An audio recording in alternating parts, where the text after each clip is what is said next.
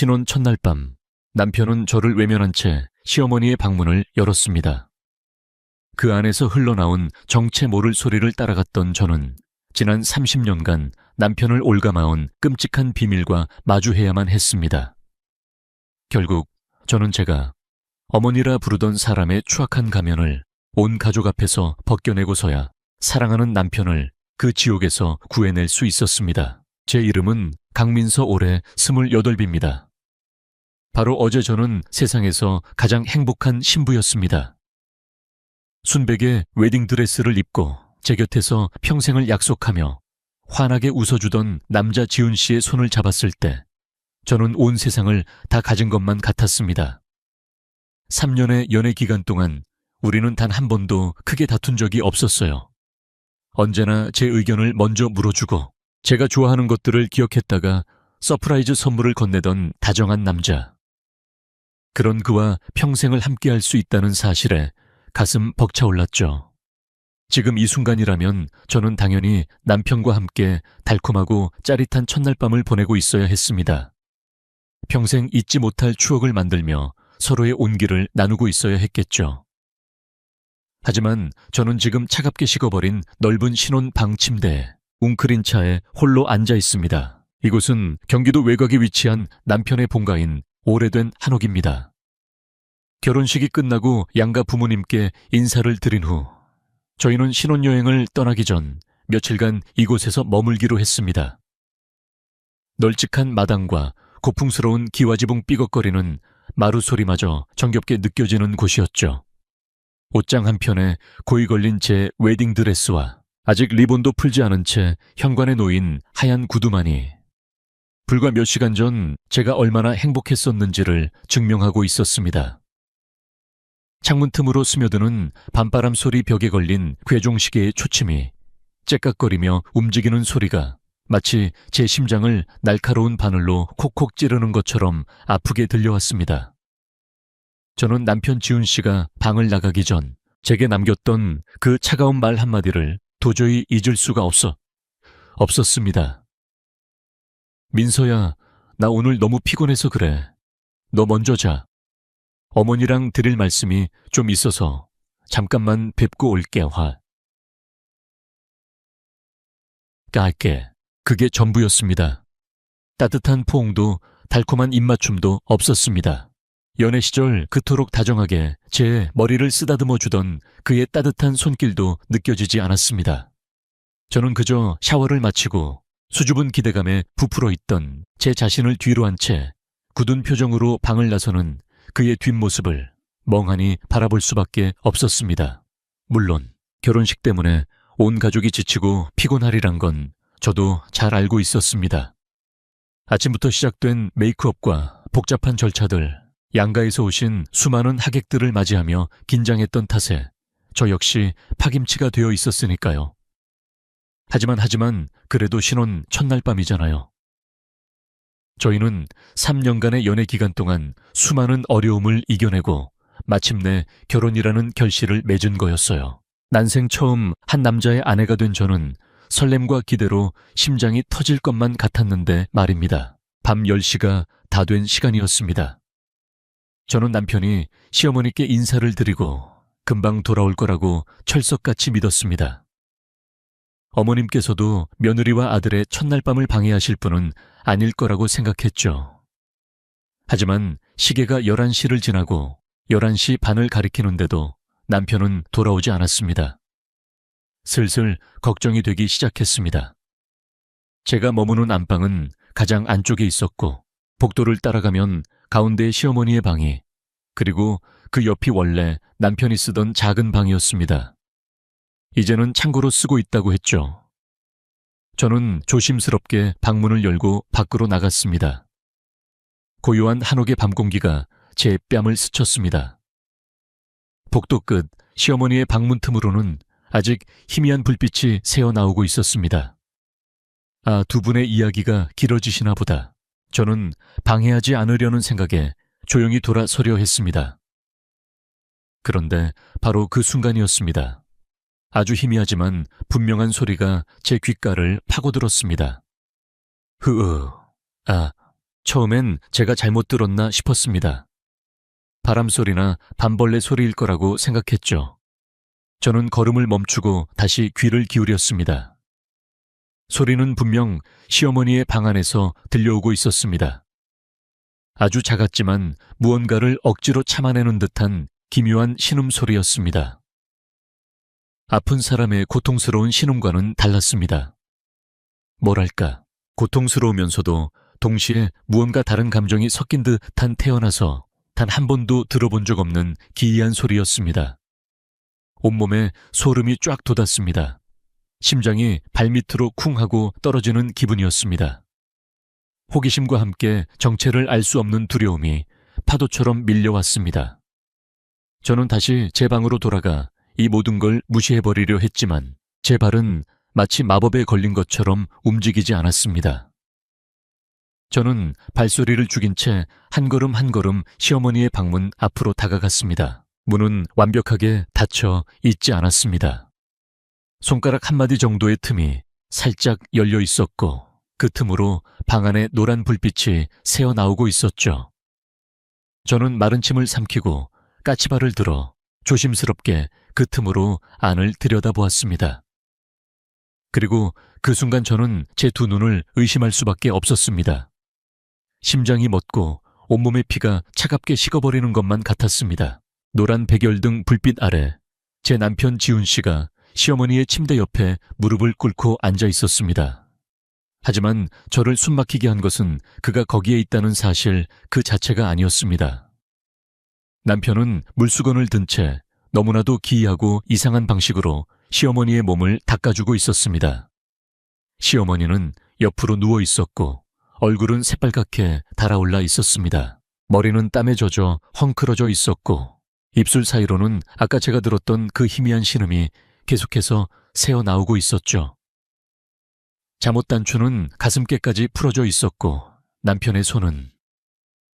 남편의 손은 젖은 수건을 들고 시어머니의 목덜미와 쇄골 그리고 그 아래까지 너무나도 천천히 그리고 정성스럽게 닦아내리고 있었습니다. 그건 아픈 어머니를 간호하는 아들의 모습이 아니었습니다. 그 눈빛, 그 손길, 그 분위기는 저는 더 이상 볼 용기가 나지 않았습니다. 마치 세상에서 가장 더럽고 끔찍한 것을 목격한 사람처럼 저는 황급히 입을 틀어막고 서둘러 제 방으로 도망쳤습니다. 심장은 미친 듯이 뛰었고 머릿속은 온통 혼란으로 가득 찼습니다. 아니야, 아닐 거야. 내가 잘못 본 거야. 내가 너무 피곤해서 헛것을 본 게 틀림없어. 저는 스스로를 필사적으로 다독였지만 온몸은 공포로 사시나무처럼 떨리고 있었습니다. 과연 그날 밤 그 방에서는 대체 무슨 일이 있었던 걸까요? 그리고 제 남편과 시어머니 사이에는 제가 감히 상상조차 할 수 없는 어떤 끔찍한 비밀이 숨겨져 있는 걸까요? 오늘 가족 이야기가 여러분의 가슴을 아프게 할지도 모르겠습니다. 한 새 신부에게 닥친 끔찍한 비극과 그 뒤에 숨겨진 충격적인 진실. 그 첫 번째 이야기가 지금 시작됩니다. 저희 이야기에 공감하신다면, 앞으로 펼쳐질 진실을 함께 지켜보고 싶으시다면 지금 바로 채널 구독과 좋아요 버튼을 꼭 눌러주시기 바랍니다. 여러분의 응원이 저에게는 가장 큰 힘이 됩니다. 그날 밤 저는 한숨도 자지 못했습니다. 이불을 머리끝까지 뒤집어 쓴 채 제 방으로 돌아온 남편의 기척에 숨을 죽였습니다. 그는 새벽 1시가 거의 다 되어서야 돌아왔습니다. 제가 잠든 줄 알았는지 그는 아무 일도 없었다는 듯 태연한 얼굴로 제 옆에 누웠습니다. 하지만 그의 몸에서는 낯선 약초 냄새와 함께 서늘한 기운이 느껴졌습니다. 저는 그의 숨소리가 규칙적으로 변할 때까지 죽은 듯이 누워 있었습니다. 눈을 감으면 아까 보았던 그 끔찍한 광경이 눈앞에 되살아났습니다. 새빨갛게 달아오른 시어머니의 얼굴 쾌락인지 고통인지 모를 기묘한 신음, 그리고 아들의 손길, 그 모든 것이 제 머릿속에서 거대한 거미줄처럼 얽혀 저를 질식시킬 것만 같았습니다. 동이 틀 무렵 저는 뜬 눈으로 밤을 새운 채 침대에서 일어났습니다. 다음 날 아침 식탁의 풍경은 제가 지난밤 겪었던 지옥과는 전혀 다른 세상이었습니다. 시어머니 서 여사님은 언제나처럼 우아하고 기품 있는 모습이었습니다. 단정하게 쪽진 머리 옅은 화장기에도 빛나는 고운 피부, 그리고 나지막하고 부드러운 목소리까지. 그녀는 갓 지은 밥과 정갈한 반찬들을 식탁에 차리며 제게 미소를 보였습니다. 아가, 어젯밤 잠자리는 편했니? 우리 지훈이가 워낙 꼼꼼해서 네가 불편할까봐 걱정했는데. 그 말에 저도 모르게 숟가락을 쥔 손에 힘을 주었습니다. 어젯밤 남편이 제 곁에 없었다는 사실을 이 여자는 너무나도 잘 알고 있었습니다. 하지만 그녀의 얼굴에는 그 어떤 죄책감이나 거리낌도 찾아볼 수 없었습니다. 오히려 새 며느리를 살뜰히 챙기는 자애로운 시어머니의 가면을 완벽하게 쓰고 있었죠. 저는 애써 입꼬리를 올리며 대답했습니다. 네, 어머님. 편안했어요. 거짓말이었습니다. 제 입에서 나온 모든 단어가 모래알처럼 까끌거렸습니다. 남편 지훈 씨는 제 옆에 앉아 묵묵히 식사를 했습니다. 그는 제게 곁눈질 한 번 주지 않았습니다. 어젯밤 제게 했던 변명에 대해 왜 그렇게 늦게 돌아왔는지에 대해 단 한마디의 설명도 없었습니다. 마치 어젯밤의 일은 그에게 있어서 너무나도 당연하고 일상적인 일인 것처럼 보였습니다. 그는 어머니가 챙겨주는 생선살을 받아먹으며 어린아이처럼 고개를 끄덕였습니다. 어머니 역시 어머니가 해주신 조림이 최고예요. 그 다정한 모자의 모습을 보고 있자니 속에서부터 역겨움이 치밀어 올랐습니다. 이곳은 정상적인 가정이 아니었습니다. 제가 꿈꿔왔던 단란하고 행복한 시댁이 아니라 두꺼운 가면 뒤에 추악한 비밀을 숨긴 채 연극을 하고 있는 무대 위 같았습니다. 저는 밥을 절반도 넘기지 못했습니다. 속이 메스꺼려 도저히 음식을 삼킬 수가 없었기 때문입니다. 식사가 끝나자 서 여사님은 제게 찻잔을 건네며 말했습니다. 우리 집안은 나름의 규칙이 있단다. 아침 식사 후에는 다 함께 차를 마시며 하루 일과를 공유하거든. 이제 너도 우리 가족이니 이 규칙을 따라야 할 게야. 그녀의 말은 부드러웠지만 그 안에는 거역할 수 없는 명령의 무게가 실려 있었습니다. 그녀는 지훈 씨의 회사 생활부터 시작해서 집안의 대소사까지 꼼꼼하게 챙기며 모든 것을 통제하려 했습니다. 지훈 씨는 어머니의 말에 토 하나 달지 않고 고분고분 대답했습니다. 마치 잘 조련된 인형처럼 보였습니다. 저는 그 대화 속에서 철저히 소외되었습니다. 제가 끼어들 틈은 어디에도 없었습니다. 그들의 세상은 너무나도 견고해서 제가 비집고 들어갈 작은 틈조차 허락하지 않았습니다. 오후가 되자 지훈 씨는 회사에 급한 일이 생겼다며 잠시 출근을 해야겠다고 했습니다. 그가 떠나고 집에는 저와 서 여사님 단둘만이 남았습니다. 어색한 침묵이 무겁게 내려앉았습니다. 그녀는 거실 소파에 앉아 뜨개질을 하며 이따금씩 저를 날카로운 눈으로 힐끗 쳐다보았습니다. 그 눈빛은 마치 제 속을 꿰뚫어 보려는 듯 했습니다. 제가 어젯밤 무언가를 봤다는 사실을 이미 눈치챈 것일지도 모른다는 생각에 등골이 오싹해졌습니다. 아가 이리 와서 좀 앉아보렴. 그녀가 저를 불렀습니다. 저는 마지못해 그녀의 옆으로 다가갔습니다. 그녀는 뜨개질을 멈추고 제 손을 부드럽게 잡았습니다. 하지만 그녀의 손은 얼음장처럼 차가웠습니다. 지훈이가 어렸을 때부터 몸이 약했단다. 특히 신경이 예민해서 스트레스를 받으면 온몸에 열이 오르곤 했지. 어젯밤에도 결혼식 때문에 긴장을 많이 했는지 또 열이 오르기에 내가 좀 돌봐준 것뿐이야. 혹여라도 네가 오해했을까봐 걱정이 되는구나. 그녀의 목소리는 한없이 다정했지만 저는 그 말이 정교하게 짜인 거짓말이라는 것을 알 수 있었습니다.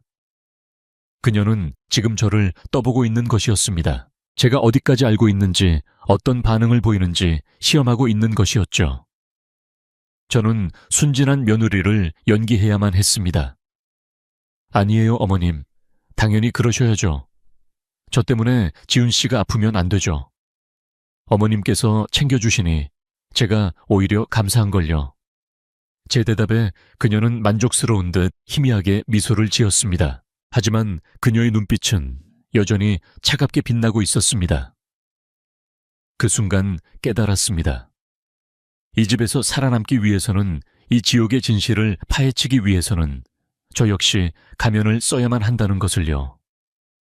그날 밤 저는 다시 한번 끔찍한 연극의 관객이 될 준비를 해야 했습니다.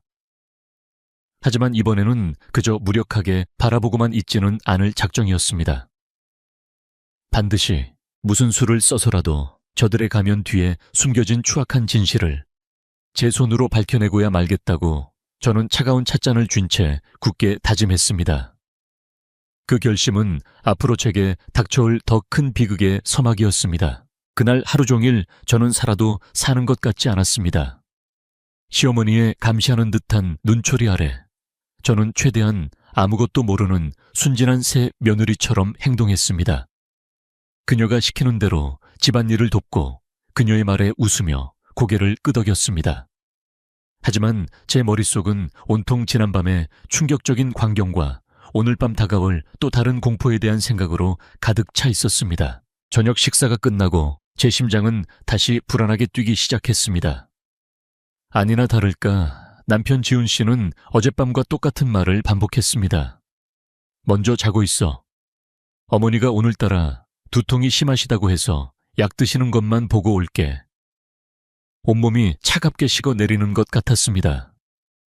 마치 잘 짜인 각본처럼 모든 것이 소름 끼치도록 똑같이 반복되고 있었습니다. 하지만 이번에는 가만히 당하고만 있지는 않기로 했습니다.